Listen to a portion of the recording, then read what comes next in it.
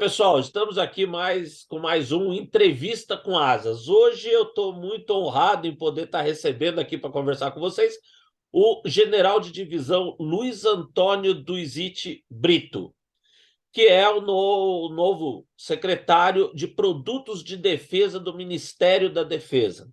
E ele vai conversar um pouquinho com a gente aqui para falar um pouco dele e para a gente também entender bem o que é a CEPROD, né? A Secretaria, como eu falei, dos Produtos de Defesa do Ministério da Defesa. General, muito obrigado por senhor estar aqui conversando com a gente. É uma grande honra tê-lo aqui no nosso canal, né? Para começar, eu queria conhecer um pouquinho, né, do senhor, da sua carreira, até o senhor chegar na posição que o senhor está hoje. Bom, boa tarde ou bom dia, conforme o local do planeta que se está, né? Aos todos os leitores e ouvintes do canal do YouTube da Revista Asas, um canal importante de comunicação da indústria brasileira, da área de aviação.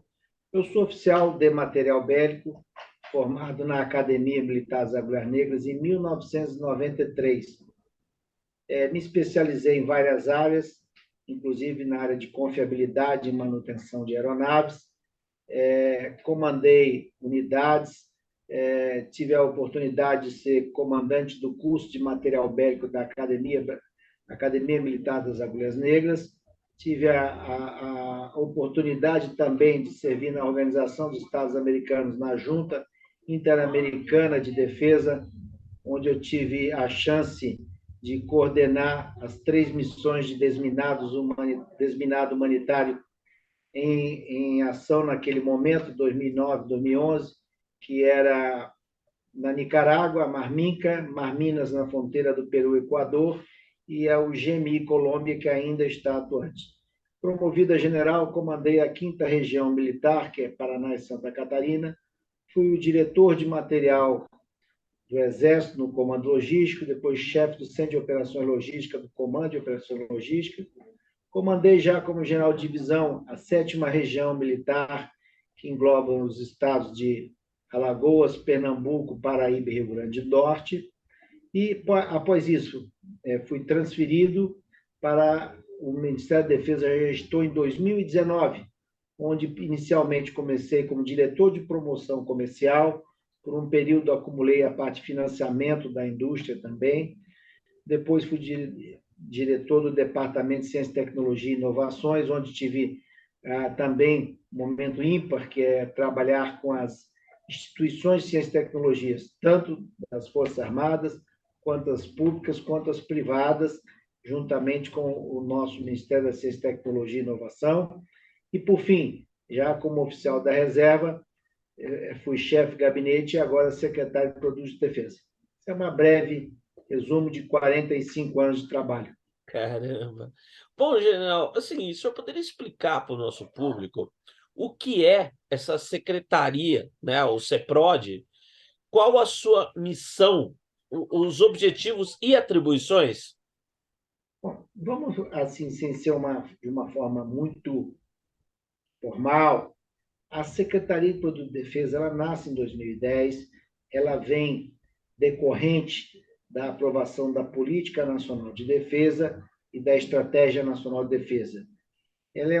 A Secretaria é subordinada ao secretário-geral do Ministério da Defesa, em que a grande missão é estimular, apoiar, organizar toda essa indústria de defesa para que ela possa dar sustentação aos projetos estratégicos das Forças Armadas, definidas pelas forças e coordenados pelo Ministério da Defesa.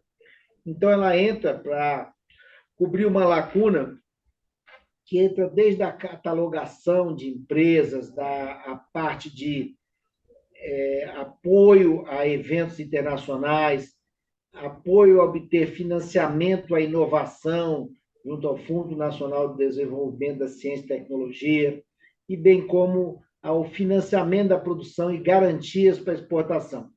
Então, estimulando, fortalecendo a indústria brasileira e a indústria de defesa, eu gero as capacidades que as forças precisam ter. Gera como? Tendo capacidade industrial e serviços, toda a ordem de serviços, todo reparos, manutenção, a parte de criptografia, gestão, comando e controle, para que as nossas Forças Armadas tenham no mercado brasileiro, na indústria brasileira, condições de ter autonomia tecnológica, ou seja, o Brasil busca autonomia tecnológica que, com os projetos estratégicos, vão contribuir para a gente manter e aprimorar a nossa soberania. Perfeito. E assim, na prática, como funciona esse trabalho de atendimento às necessidades de equipamentos das Forças Armadas? Com suporte em tecnologia sob domínio nacional, principalmente aquelas de emprego dual. Na prática, como funciona isso? Bom, na prática, todo o processo de aquisição ele está dentro dos normativos das Forças Armadas, ou seja, Exército, Marinha e Aeronáutica, e que busca-se aquelas, como já falei, as capacidades que cada força tem que ter para cumprir a sua missão constitucional.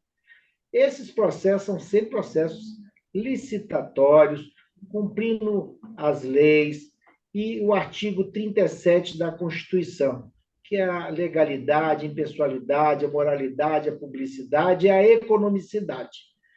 Mas nós, como isso opera?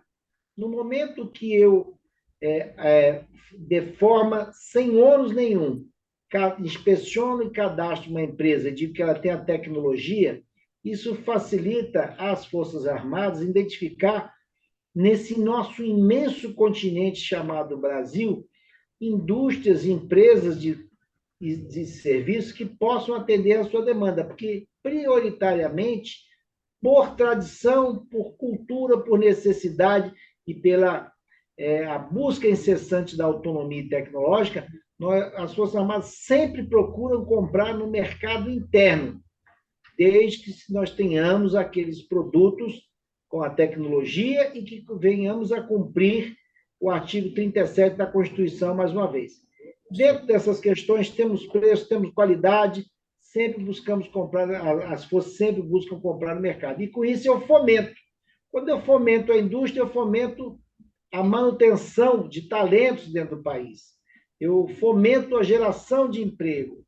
Eu fomento a geração de riqueza. Hoje, essa indústria de defesa, que todo o complexo levantado, trabalhos realizados pela CNI, por outras instituições de pesquisa, essa indústria hoje representa 2,78% do PIB e 2,9 milhões de empregos no Brasil. Então, isso é muito relevante. Então, esse dado que eu passo a todos vocês mostra a importância de se ter uma indústria de defesa.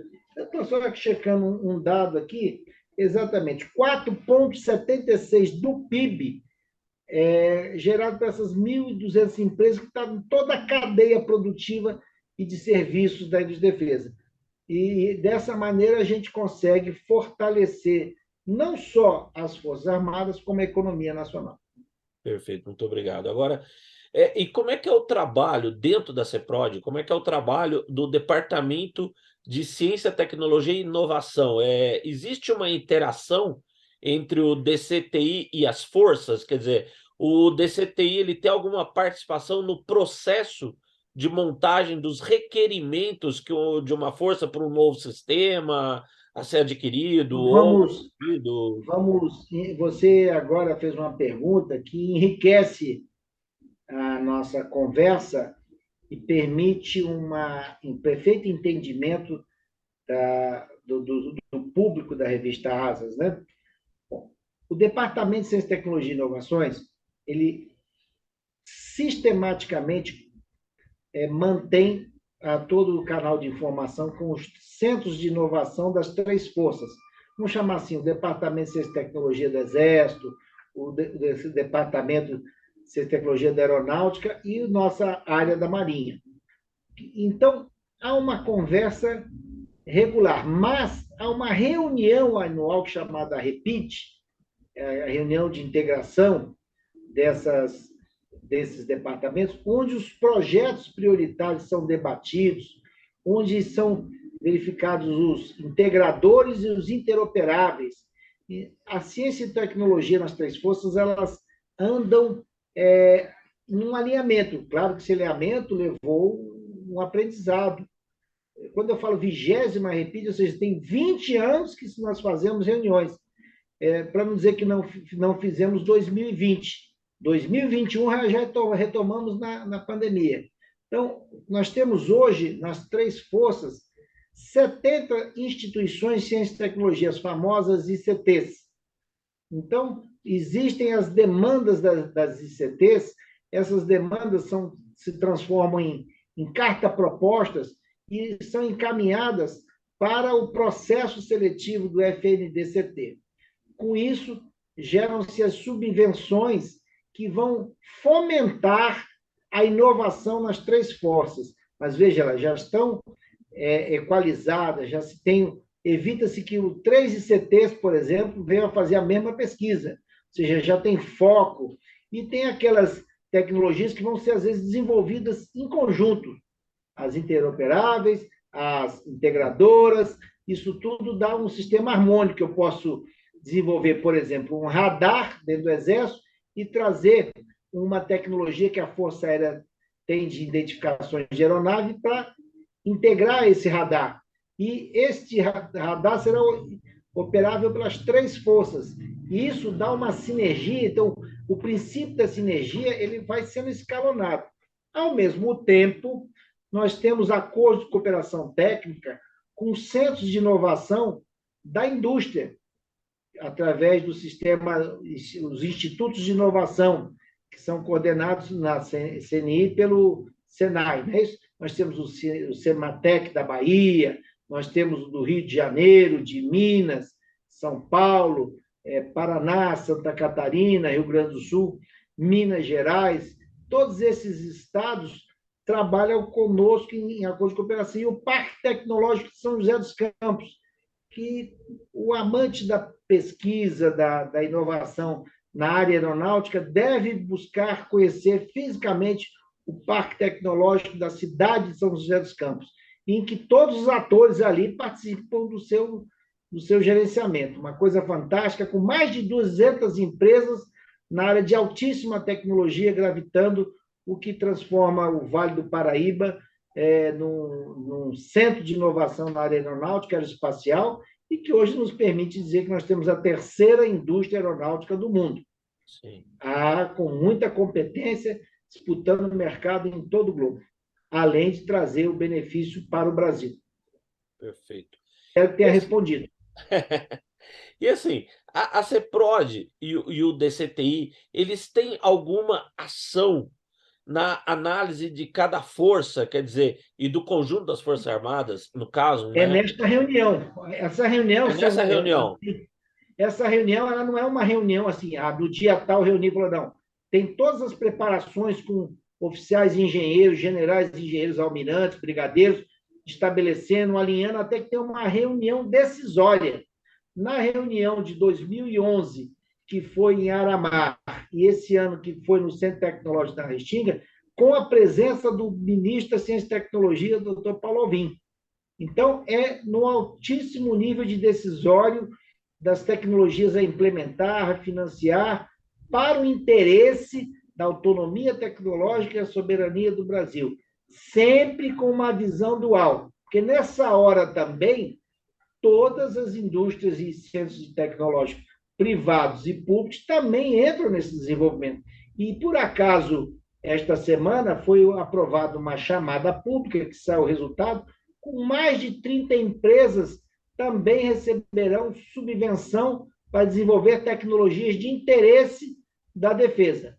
Então, nós temos um trabalho conjunto, defesa e MCTI, na área de inovação, que envolve as ICTs militares, as ICTs públicas que não sejam militares, e toda a área de inovação privada.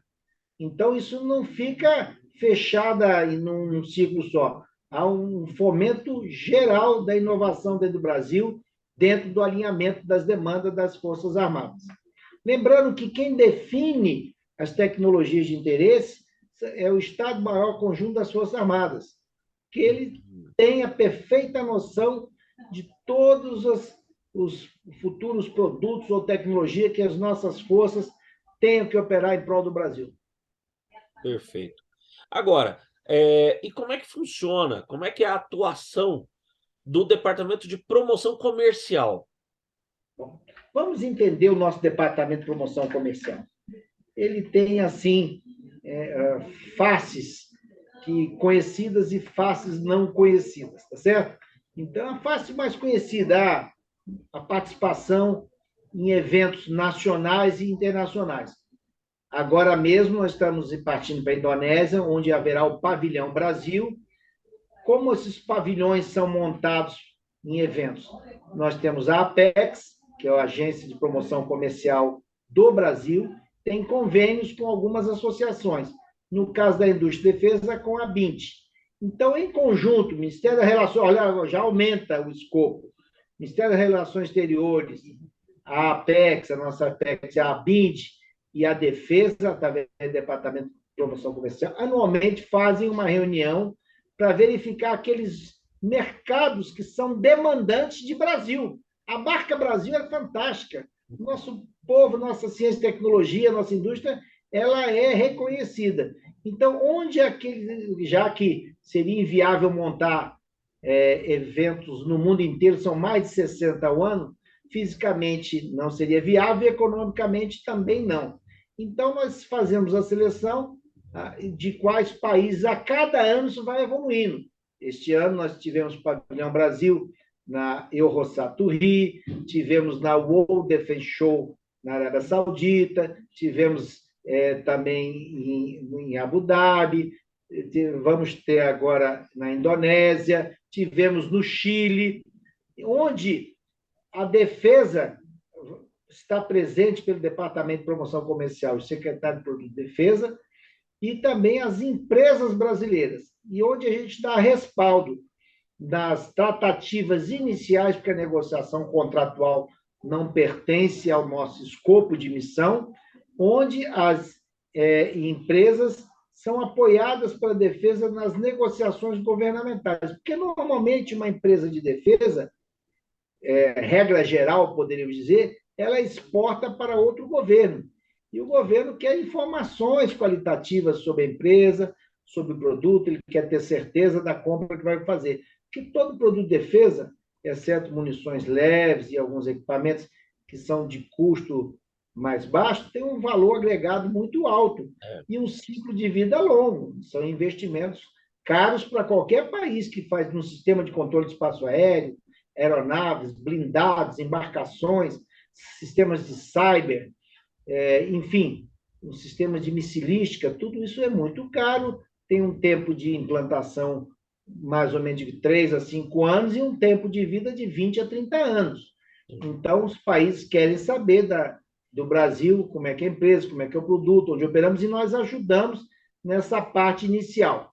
Tem uma outra face da Secretaria de Produto de Defesa, que é justamente a atração de investimento. Nós temos, em muitos casos, o Brasil é um país que atrai e tem portador de oportunidades para vários grupos da área de defesa e inovação, que é implantar uma planta industrial ou uma planta de serviço no Brasil. Nós temos as nossas várias conexões para ajudar, orientar, mostrar quais empresas podem ser parceiras, os órgãos de governo que apoiam a atração de investimento. Existe no Ministério da Economia uma área que ajuda uma empresa a entrar com capital de forma legal, vai fazer os seus negócios. Existe na Apex, na Agência de Promoção Comercial do Governo, também uma área que orienta. A Confederação Nacional da Indústria também tem times, ou seja, para que aquela empresa venha de forma segura se implantar no Brasil, não perder tempo, não gastar o dinheiro os recursos financeiros de uma forma errada e não haver uma frustração. Então, recentemente, uma empresa eslovena se instalou com um grupo brasileiro, o grupo é 100% brasileiro, aqui em Anápolis. Nós temos outras empresas se implantando fazendo investimento em implantação no Brasil. Então, a atração de investimento, quando atrai investimento, é geração de emprego, geração de mais empregos, trabalho, empresa de tecnologia, tem um arrasto imenso sobre o nosso país. Além de depois gerar divisas. Como eu já falei, o Brasil exporta para 132 mercados simultaneamente. Tem mais uma faceta na área da, da promoção comercial, que nós temos uma divisão que controla tudo que entra e sai.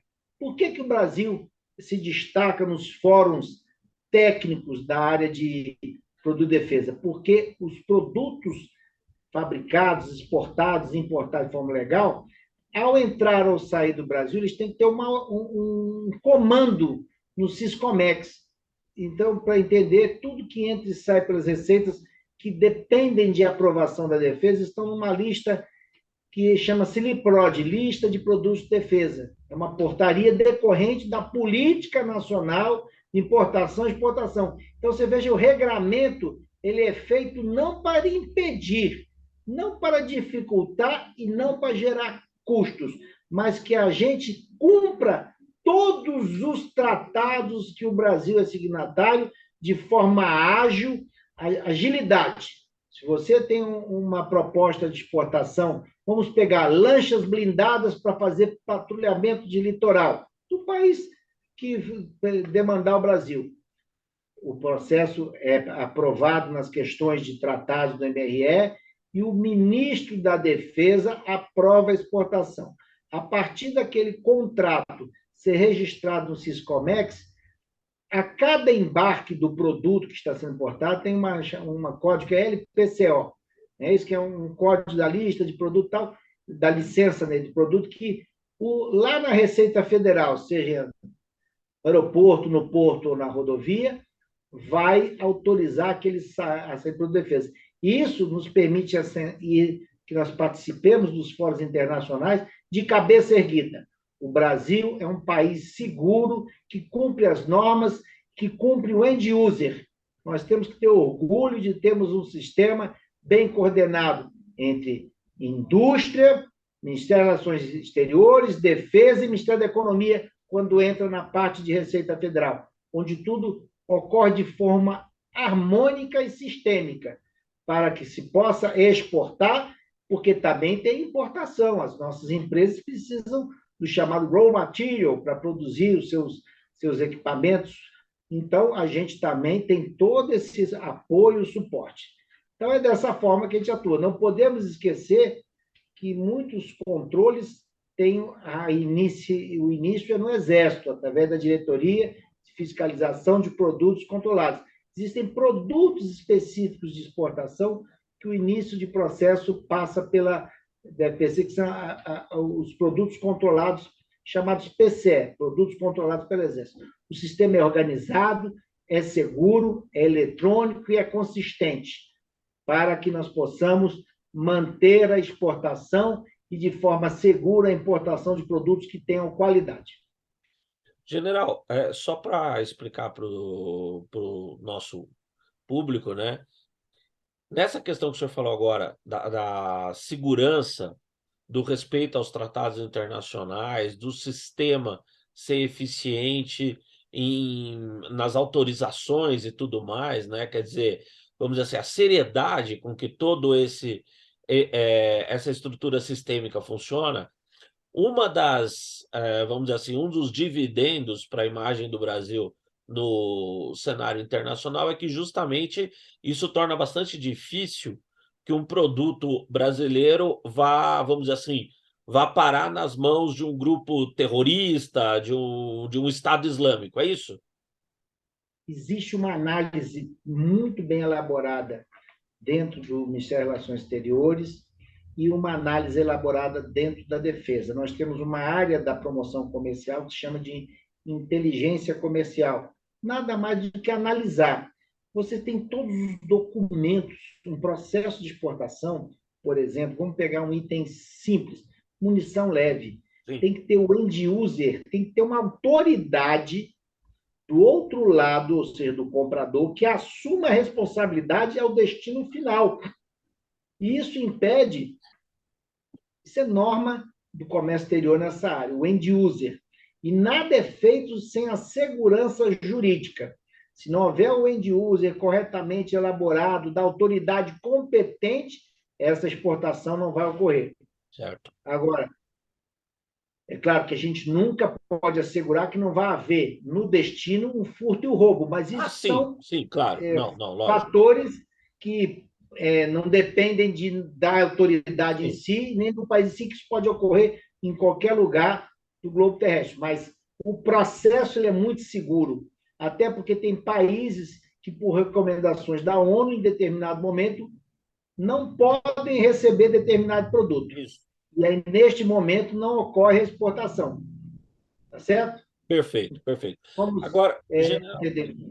tem outros dois departamentos, né, na CEPROD, o de produtos de defesa e o de financiamento e economia de defesa, né? É isso aí. Vamos falar assim. A base, se eu tivesse que botar um alicerce, né? Um alicerce nessa conversa é o Departamento de Produto de Defesa. Por quê? Ele que faz a. Então, uma empresa que tenha produtos que sejam do interesse ou de aplicação na área da defesa, e eu vou pedir um parênteses antes de falar depois, das 1.200 empresas, vamos falar em número redondo para a gente não ficar discutindo uma para cá, outra para lá. Claro, claro. Só 1,71 das 1.200 fazem arma e munição. Tá. Defesa é um conceito muito amplo. Ao seu ouvinte, o seu ouvinte que chama até asas, vamos pegar o caso dos amantes da aviação, dos especialistas em aviação. Tudo que voa no Brasil está em cima de sistemas que nasceram de projetos da Força Aérea Brasileira. Vamos olhar aqui para o sistema de controle de espaço aéreo nosso. Fantástico, ele é exemplo no mundo e ele, como é que chama? Está na nossa pauta de exportação, comando e controle de espaço aéreo. O sistema de radares nosso, nós temos radares meteorológicos, radares de controle de tráfego aéreo, nós temos radares militares. Então, isso é uma competência. Agora, como eu sei isso? Como é que isso está explicitado? Como é que eu garanto que aquela empresa... Aí é que vem o Departamento de Produto de Defesa. Nós temos que lembrar que, na base do Departamento de Produto de Defesa, está dentro o Centro de Catalogação das Forças Armadas, que é vinculado, que é assim, gerenciado pelo Estado-Maior Conjunto das Forças Armadas, mas ele trabalha em sistema com o Departamento de Produto de Defesa. Por que eu estou falando isso? Daqui a pouco vamos chegar no CECAFA. Departamento de Produto de Defesa, a empresa se inscreve num catálogo que está na nossa página da defesa, né? O CISCAPED, põe lá todos os dados. Uma das forças apresenta a proposta. Esse produto é de interesse da Força A, B ou C. Essa empresa vai ser auditada. Auditoria de tecnologia, não vamos confundir com auditoria financeira. Onde eu vou saber se essa empresa tem a tecnologia, se ela domina o ciclo. Não vamos confundir ciclo de produção com todos os materiais, seja de origem brasileira. Não, claro. Isso aí, desde a globalização, a conversa de 40 anos atrás, não dá mais para falar isso. Mas se ela domina a tecnologia, se ela realmente fabrica, entrega e garante certificado, qualidade, onde foi testado, aprovado, certificado, faz todo esse trabalho e, posteriormente, então, estes produtos e a empresa será julgada na Comissão Mista da Indústria e Defesa, CEMID, presidida pelo chefe de Estado-Maior Conjunto das Forças Armadas, com representantes do Ministério da Economia, Receita Federal, Ministério de Ciência e Tecnologia e outras áreas de governo. Então, produto é aprovado e, consequentemente, a empresa também. Ou seja, depois que a empresa entra para esse rol de empresa estratégica de defesa e empresa de defesa, eu já explico a diferença, ela entra para esse catálogo que é gerado regularmente pelo CECAFA, Centro de Catalogação das Forças Armadas, que segue uma padronização de catalogação da OTAN, das normas 1000 militares, das normas militares das 3 forças do Brasil. Então, essa empresa já entra para a vitrine do mundo, porque ela é uma empresa que tem um produto catalogado de acordo com os padrões internacionais da área de defesa e ela ganha exposição. Vantagens dessa catalogação, desse credenciamento como indústria de defesa. Ela passa a acessar os benefícios da Lei 12.598, que vem a redução de impostos, que é o chamado programa do RETID, e também de participar para os itens que ocorrerem do TLE, que é o termo de licitação especial. Vamos pegar um exemplo simples. Eu quero um coturno que tenha tais especificações. Eu estou criando o caso, tá certo? Para facilitar o entendimento. Tem 3, 4 empresas de defesa ou estratégia de defesa que produzem aquele coturno. Vou fazer uma licitação, um termo de licitação especial aprovado nessa comissão em outro momento, em que só as empresas que têm aquela tecnologia, que foram auditadas, que estão cadastradas, vão participar. Vai haver a concorrência, vai se buscar o melhor preço, mas vai se evitar que se ganhe uma empresa que depois não atendeu o parâmetro tecnológico exigido, e aí você vai ter que recomeçar. E o que é pior, o princípio da oportunidade. Eu não posso deixar uma tropa, uma aeronave, uma embarcação, um blindado ser um suprimento para o momento que se precisa por uma empresa que entrou, vamos dizer assim, de forma não qualificada. Não é isso? Só quem pode vender antibiótico é uma empresa que vende antibiótico licenciado na Anvisa. Só quem pode vender um produto específico de defesa é aquelas empresas que têm a certificação na área de defesa. Então, eu falei de empresa de estratégia de defesa e empresa de defesa. Diferença de uma e outra. Empresa de estratégia de defesa, 51% de capital nacional. Tal votante.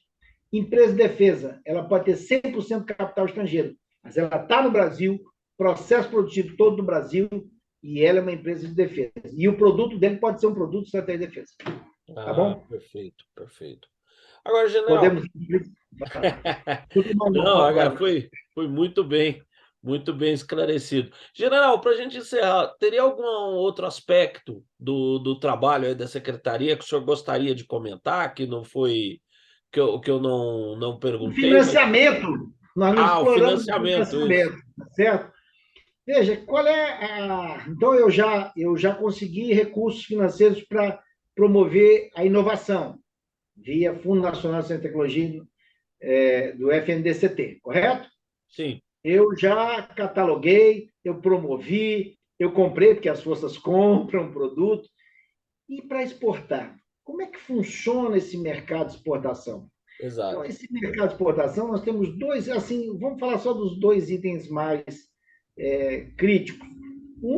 Eu tenho uma encomenda para a minha fábrica agora vamos arranjar um outro termo, um sistema de radares especiais. Vamos dizer que seja uma encomenda de 100 milhões de dólares. Né? Todo mundo sabe que o capital de giro nem sempre é disponível. Estou falando de 100 milhões de dólares. Então, tem que ter um financiamento da produção. Então, a gente trabalha na estruturação de um ecossistema de financiamento para a indústria de defesa, porque ela vai sempre valor agregado, né? Ela possa começar a produzir dentro desses contratos que estão estabelecidos. E tem um outro detalhe: normalmente o país comprador ele exige uma garantia bancária.